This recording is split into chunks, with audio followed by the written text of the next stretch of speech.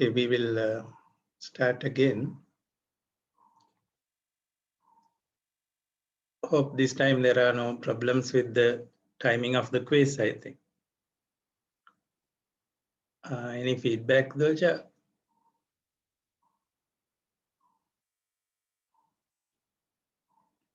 Okay, seems okay. So we will be actually moving on to the last level of mindfulness. But before that, we almost finished that meditation when the time came to stop for the quiz. And only one mental state we practiced. Similarly, you can think of unpleasant situation you faced and then observe the hostile mind. Then this is a simulated mental state actually, but as the day goes by, in a natural day, you will be finding enough opportunities to identify the mental state, because mental states change and some of them are deeply felt by you. So exactly at that moment where you are feeling the emotion, you can quickly interrupt the thought process and become aware, okay, this is the mental state. Try to make it a practice and try to inculcate it into a daily routine. This meditation need not be done in a particular posture. The mental state identification you can do while you're attending to any work. Therefore, finding time will not be a problem actually. Just the will is necessary. That is enough, right? Okay, so let's capture. We finished these three levels sufficiently for you to start these meditations, and weekly you can practice.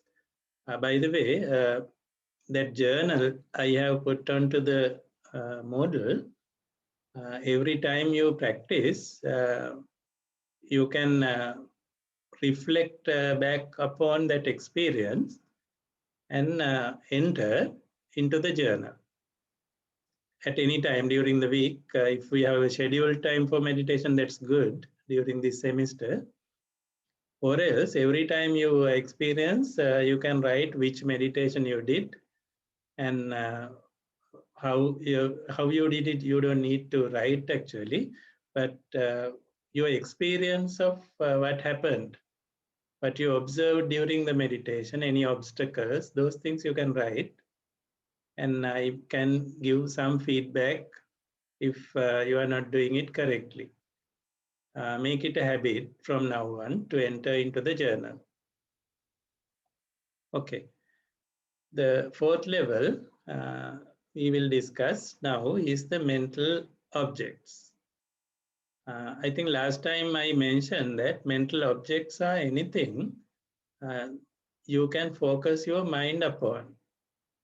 Anything you can focus your mind upon, like when you follow the engineering course in the university as an undergraduate, you have different subjects, isn't it?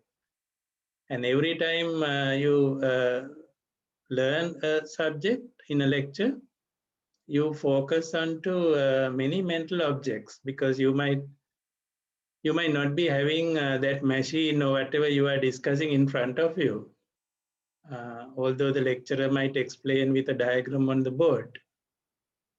So even without using your eye, ear, and other things, within the mind itself, you can visualize a machine and visualize the internal parts and visualize how it operates.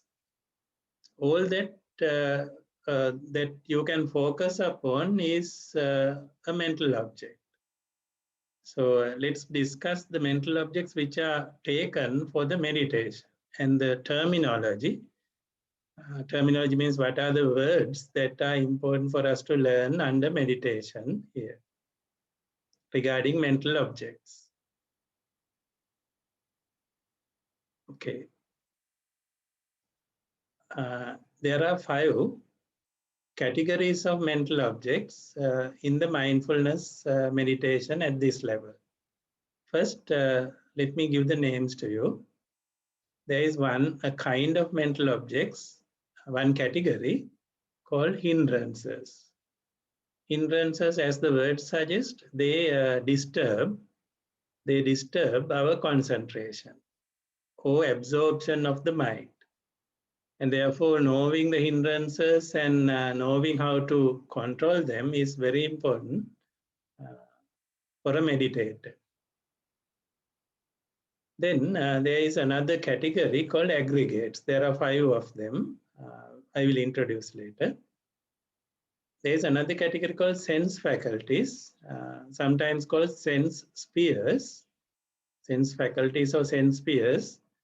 They are actually things like our eye, ear, the nose, and the tongue, and the body, and the mind. 6 of them, which we regularly use.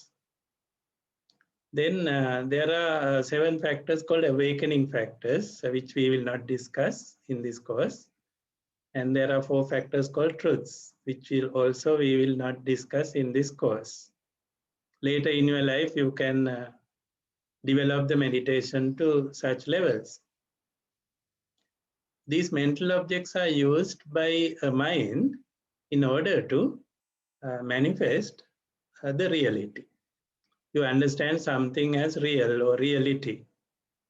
And that mental creation as reality, which we call manifestation of reality, is done by the mind using and combining these mental factors.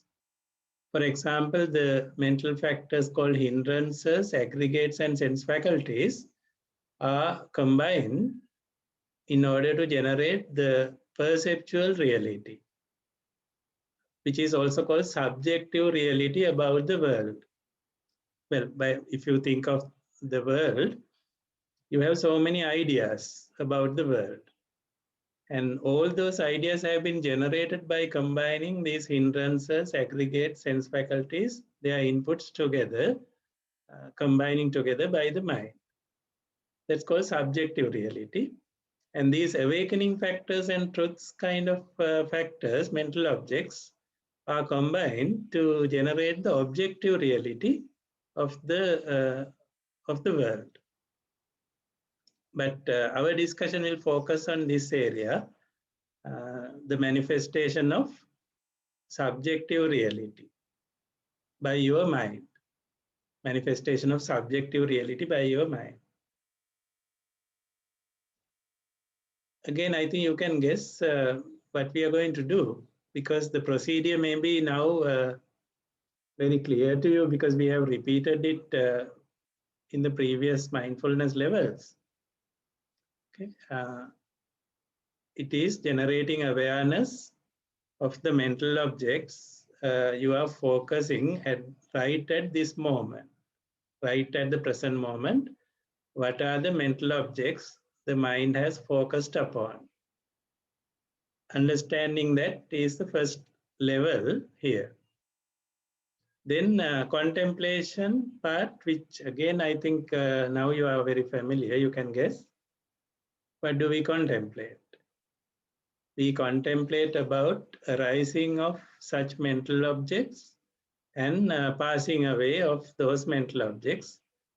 And if we do it with full awareness of the causes, that is really good. Sometimes you can do it without awareness of the causes. That's also okay for a meditation, but knowing the causes will generate more wisdom through your meditation.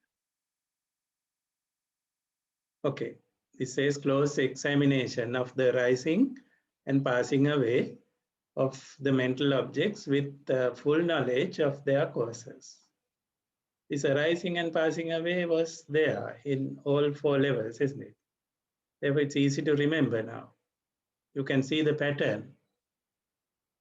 In this course, we'll be briefly discussing actually those mental objects used by our minds to understand what is called, to generate what is called subjective reality. Subjective means it's personal, owned by the person. And if you compare two people, the reality, what they believe as reality is different. They need not be the same. They are subjective. That kind of subjective reality is generated by your sense faculties, eye, ear, nose, tongue, those parts, and aggregates and hindrances. Okay, let's look at first the sense faculties, because you are using them right now while listening to me. You are using your eyes, or maybe focused on the screen, and you are using your ears to capture what I am saying. So sense faculties are being used right now, and your mind is being used heavily, trying to understand what these concepts are that I am presenting. Therefore, sense faculties are no strange things to you. You are using it all the time. Okay, take one sense faculty, the eye. We take it separate from the others. Consider the eye first. And what you are seeing is not actually the eye that we call in meditation. Normally we call this the eye, but in meditation what you are seeing is the lens, not the eye. And the word eye is used in meditation for a point, particular, very special, tiny point, somewhere here. What you saw earlier is the front view, which is only the lens. We don't call it the eye. This part we don't call the eye in meditation. This is where we call the eye. And it's so small. It's doing all the sensing part through the sensing of light. So the external light, assume that it falls it comes through the lens and falls on this area behind this area behind the lens. You have a lot of nerves, optic nerves, that can sense the light. So what is coming in is now coming in and falling onto this area we call color form or visible form. Color form or visible form. This is happening right now in your eye, isn't it? Color form or visible form. And you know that when we say light, it's a lot of waves, isn't it? Lots of electromagnetic waves. We call them light. And they have different frequencies. I think you are aware you can't see all frequencies, isn't it?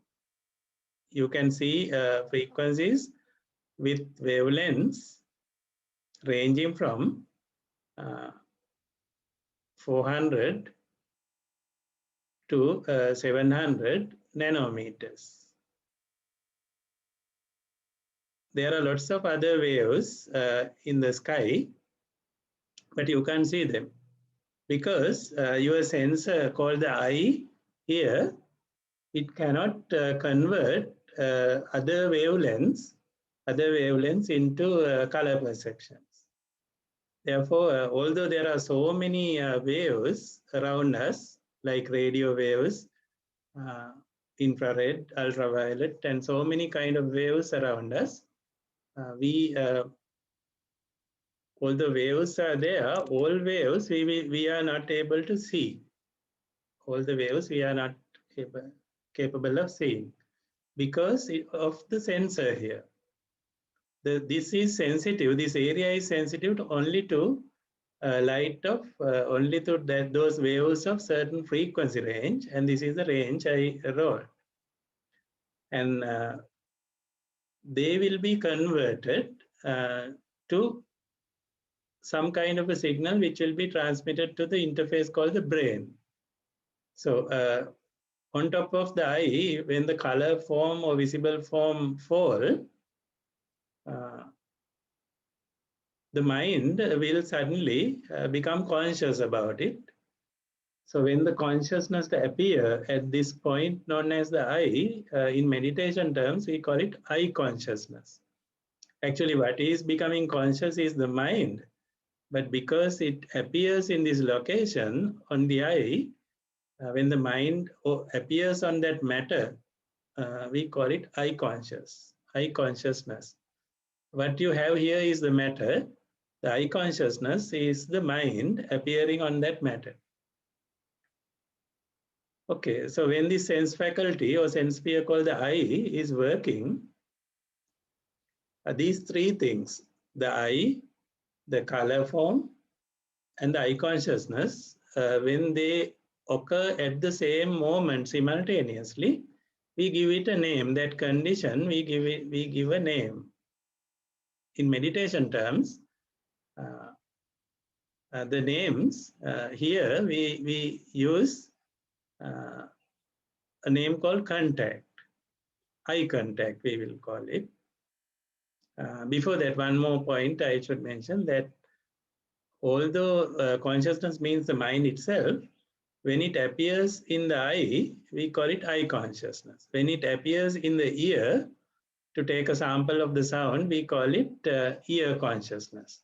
So consciousness is identified by the location it appears like this. But remember, it is all the same consciousness. Due to the location, it's sometimes called eye consciousness, ear consciousness, nose consciousness, tongue consciousness, body consciousness, and the mind consciousness. Okay, so consciousness is given a name with a prefix to identify the particular sense faculty on which that consciousness appears. So remember those names. Then the contact I mentioned, going back to the earlier diagram, the eye, color form, and the eye consciousness, when they are together at the same time, they combine, and that combination we give a name. Remember, these names are for the purpose of meditation, right? For generating required mental states, we identify by these given names. Okay, the name is eye contact here, but we use eye contact for different, with a different meaning in normal life, isn't it? When someone looks directly at your eye, we say that, okay, I have eye contact with him. But this is different for meditators. Eye contact is defined as the simultaneous presence of eye, the sensor. This is eye, which is a sensor. This is what is sensed, the color form, and this is the eye consciousness. When simultaneously these three are present, that combination is called the eye contact. Little strange, but you need to remember these words for meditating about the sense faculties. And this eye contact is presented, eye contact generates some other non-physical or intangible mental factors. And eye contact will generate some other intangible mental factors. What are they? When you see something, what happens to your mind? The mind will get a perception of color, red color, blue color. Likewise, that color perception will be understood by the mind. And mind will get a feeling also. Of course, from the eye, it is a neutral feeling you get. And also, the mind will generate new thoughts about that color or what you are seeing. it will try to figure out, understand what you are saying. So new thoughts will be generated. They are called new volitions. So the moment the mind detects an eye contact through the consciousness sent here, the mind will work on the eye contact to generate intangible, non-physical mental factors like this. Before we go, let me again identify that there are 6 kind of contacts. We are looking at the eye at the moment, so it is eye contact, but similarly, ear plus the sound form plus consciousness is ear contact. Nose contact, tongue contact, body contact, and you can guess the last one. Mind, mental object plus consciousness is mental contact. So three things, which is the internal sense sphere plus the whatever the external one, either color, sound, odor, whatever, plus the corresponding consciousness at that point. That combination at one moment of time is called the eye contact, ear contact, nose contact, likewise. Are these contacts happening right now with you? Is your eye making contacts, ear making contacts, nose making contacts? Well, all of them are happening right now, isn't it? You might wonder, is tongue contact happening because you may not be eating at the moment? It need not be eating time. For example, if your mind is focused onto the tongue, even right now, you will feel a flavor. There is a flavor on the tongue. So even when you are eating or not eating. And then the moment the mind detects that you can experience a flavor, then that is a tongue contact. So these contacts are always there. They are always there. In fact, they are happening very, very fast. And we actually consider it as normal, and we don't even become mindful under the normal scenario. Okay, let's look at the eye contact once again. One more point I should mention here is, let me go back one step. As I mentioned earlier, this color form is not the color. Color form is also called visual form. Is not the color that you understand in the mind. Let's say blue color. Let's say blue color is the name given by the mind to a particular perception it has as blue. But what is out there in the color form, what is out here is not the blue, it is a wavelength. Some wave having a particular frequency is the one coming from outside, like this. So it is not blue, but it is a wavelength of blue. So when that hits this area, the blue is generated, blue color is not generated by the eye directly, it is a perception of the mind. So what I'm trying to say is that the eye and the mind should combine together to generate this perception called the blue. That's why different animals having different kinds of eyes don't see the same color in the same object. So therefore, remember that the color form is not the color. Color form is something physical, kind of a physical energy. Color is a perception of the mind.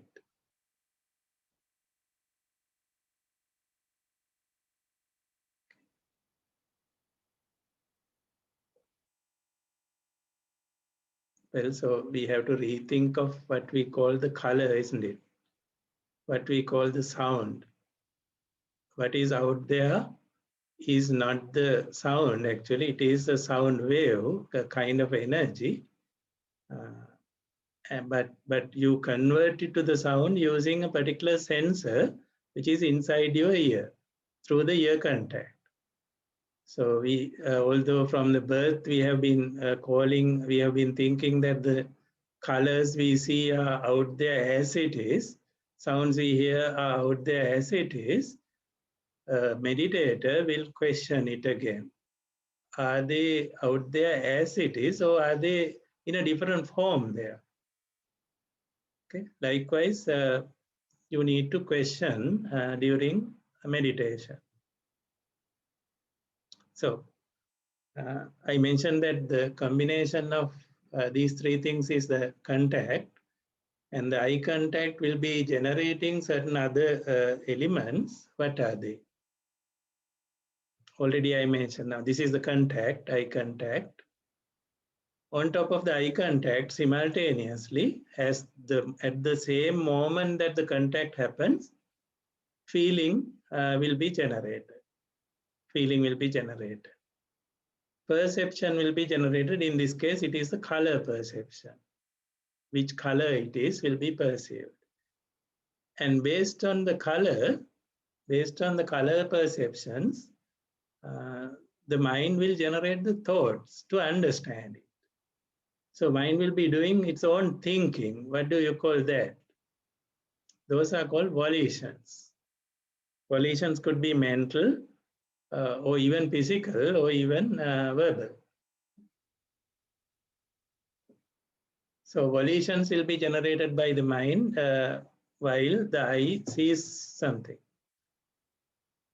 Okay, when the volitions are done, the emotions are generated and attachments are generated.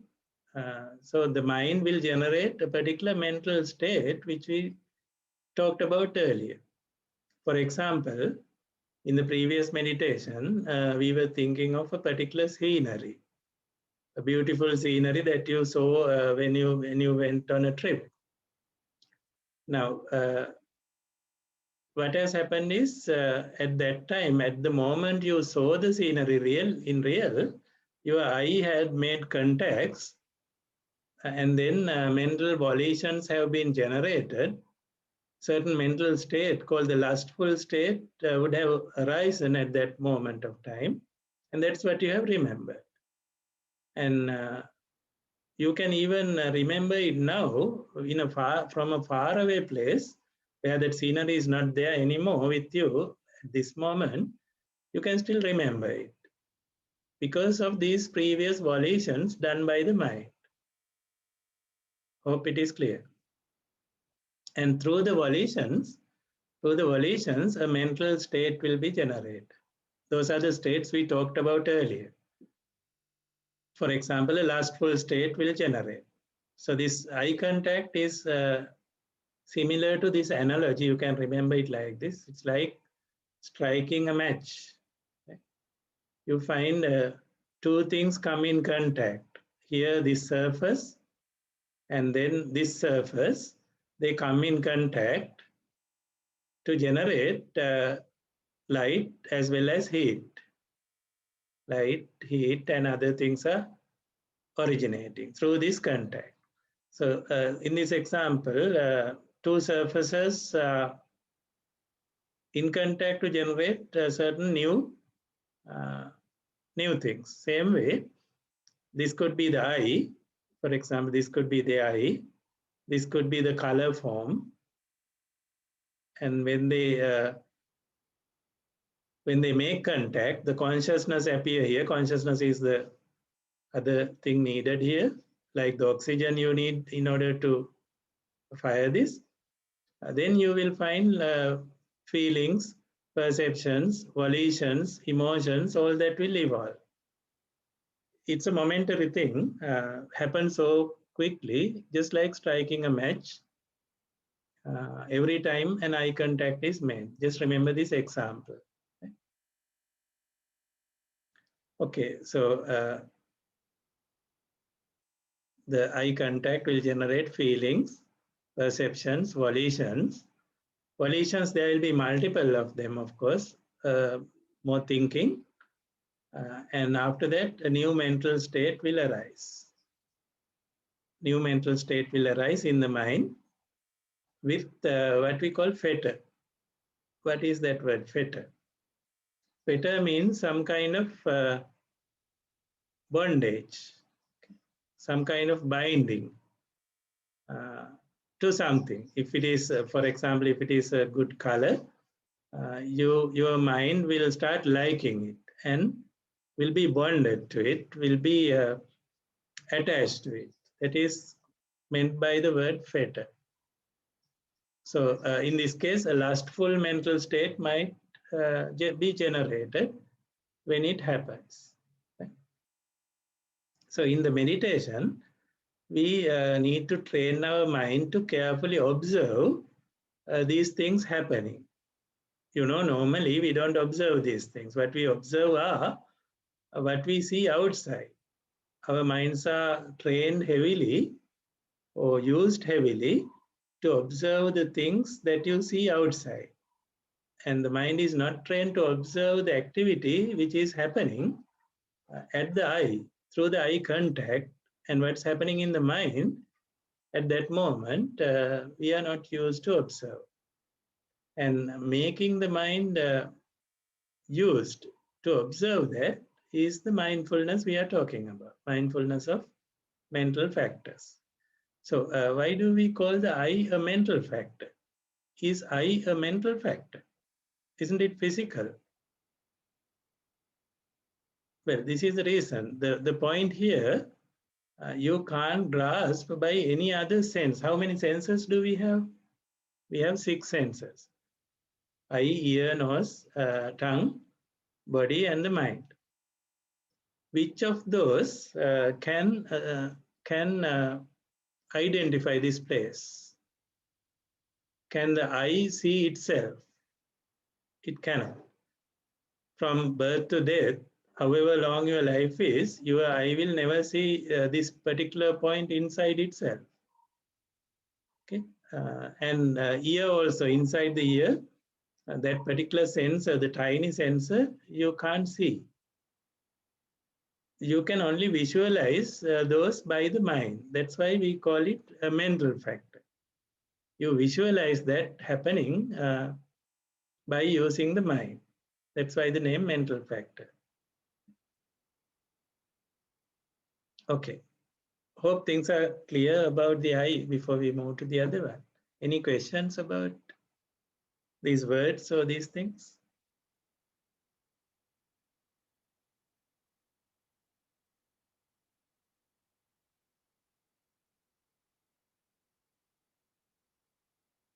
Well, so far I have not received any question in the chat.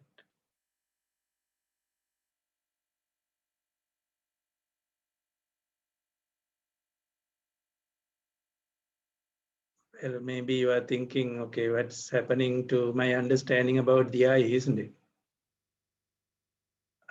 Remember, these words are for the meditators. We look at the process in a different way using meditation terms. Okay, you are fitted with another sensor, of course, 2 of them with you.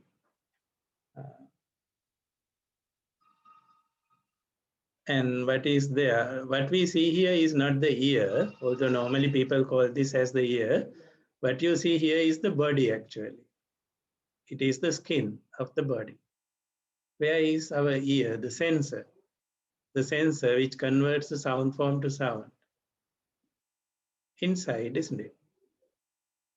You have this auditory canal leading to eardrum. Eardrum is also not the ear, not the sensor. And then it is connected to this hammer. And the hammer is connected to this area. And this is the area where the nerves are connected. So this is the point we call the ear in meditation, not this area. So that ear cannot be seen by the eye, cannot be perceived by no other sense faculty than the mind. Only the mind can perceive it. Because till our death, we never see this particular point inside our own eye, own ear, isn't it? Okay, same thing in enlarged form. Now you can see it more clearly. These are the nerve centers, nerves fitted. So when the hammer, when it hammers on this one using the steps, then the nerves will be excited. Nerves will be excited, and nerves will convert it to a kind of a different signal and take it to the interface called the brain. What is coming in here is not the sound. It is called sound form in meditation terms. It is nothing other than this kind of compressions of air. You have studied this, I think, in your O-levels, A-levels. The air gets compressed like this in the form of a wave, and that comes and makes the eardrum to vibrate, which in turn operates the hammer here. Okay, so obviously this air here, which is being compressed and decompressed, is not sound. It is something which carries sound. So therefore we call it the sound form. It has the ingredients to generate a sound perception to the mind. And again, we know that all kinds of compressions in the air we can't hear. We can't hear certain range of compression, certain intensity of compression we can sense. Certain other intensities, our ear is not sensitive. For example, you know your dog is more sensitive to air compressions than you. Sometimes the dog hears sounds very far away, very faint one, but you don't hear. Okay, that shows you that different animals have different sound perceptions, although the sound form may be same until they arrive at the eardrum. What is generated as sound and perceived by the mind is different for different people, different for different animals. So this is what we call the ear, a tiny part. And ear consciousness will appear there when the sound is exciting this area. Okay, so same thing as in the eye, the internal ear and the external sound and the ear consciousness, when these three simultaneously appear, what do you call it? You can call it ear contact condition. Ear contact. At that same moment when the contact happens, feelings, sound perceptions will generate, and based on the feelings and perceptions, the mind will do the volitions, that thinking process. And when the volitions happen, the mind state will change to a new mental state with theta. Mental state with emotions such as attachments. Theta is the word you use for something which is binding. It's like, for example, the iron chain that you used to tie up the leg of the elephant to a tree is called the theta. Same way, the mental state will consist of some theta which will tie your mind to these worldly things like color, sound, and whatever you have thought about this, those images, you will be tied up. The mind will be attached to those and wanting more and more as a result. Okay, sound form plus ear plus consciousness will be generating these things inside the mind. Although I have drawn it here, these things will be passed to the brain in order to process, and the volitions will be happening in the mind. Okay, that's about the sound. Other ones are similar, I think you can guess. Right now you hear sounds, isn't it? You hear my voice And also you hear other sounds around you in your house. Right?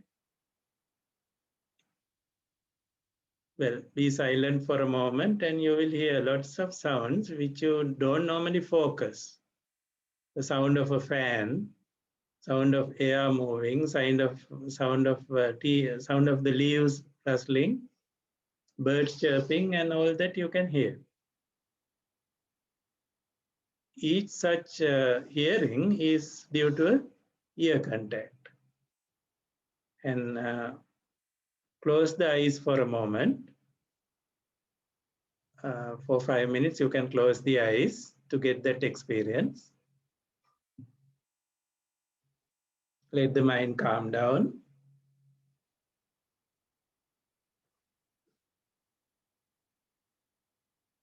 Okay, visualize your body, your posture. Okay, get the feeling, okay, here I am sitting like this. Generate present moment awareness. And then focus that awareness to the ear, close to the eardrum, where we call the place called the ear. Take the attention to that area.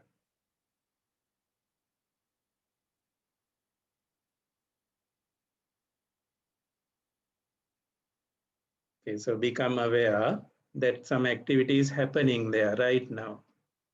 Some activity happening close to the eardrum right now. Okay, now listen to the sounds. Better if you can listen to a natural sound like birds. If not around, you can listen to any other sound which is prevalent there. Okay. Don't let the mind wander into the outside. Just maintaining your awareness at the ear. Try to understand what's happening there. The ear and the sound form and the ear consciousness is present now.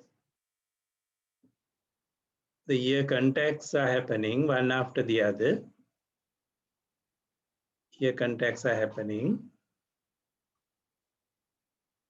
Through the ear contact, you get sound perceptions. What are the sound perceptions the mind is receiving now? Perceptions of sound intensity. Some sounds are very rough. Some sounds are very faint. Some are pleasing.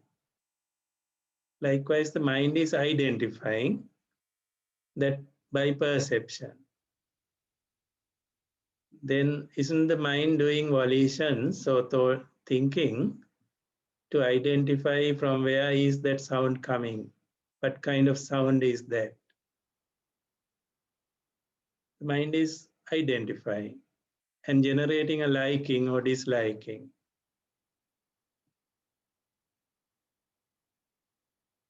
And what is the mental state arising due to that listening? So select a particular sound, one of them that you hear right now. Keep listening to it with full awareness of what is happening at the ear. Realizing that sound form is out there, not the sound. And this sound I am hearing is generated at the sensor called the ear. So I'm just listening to the eardrum actually. Select one of the sounds. Pay attention, keep listening, keep listening. What is the mental state being generated? If it is a pleasing sound, a lustful mental state. If it is an irritating sound, a hostile mental state will generate. If it is neither lustful nor hostile, or neither pleasing sound nor irritating sound, it will be a deluded state. Or if you can't figure out from where that sound is coming, your mental state will be distracted state.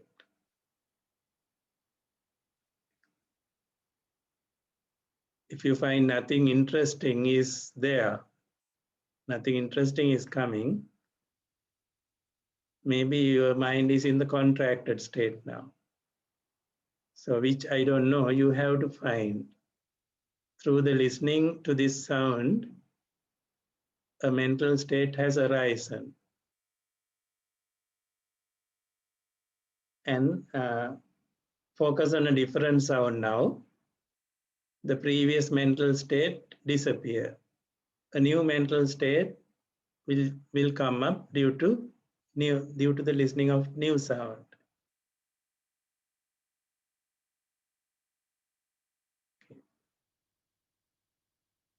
Okay, so likewise, so that's what the time permits today for us to do the meditation.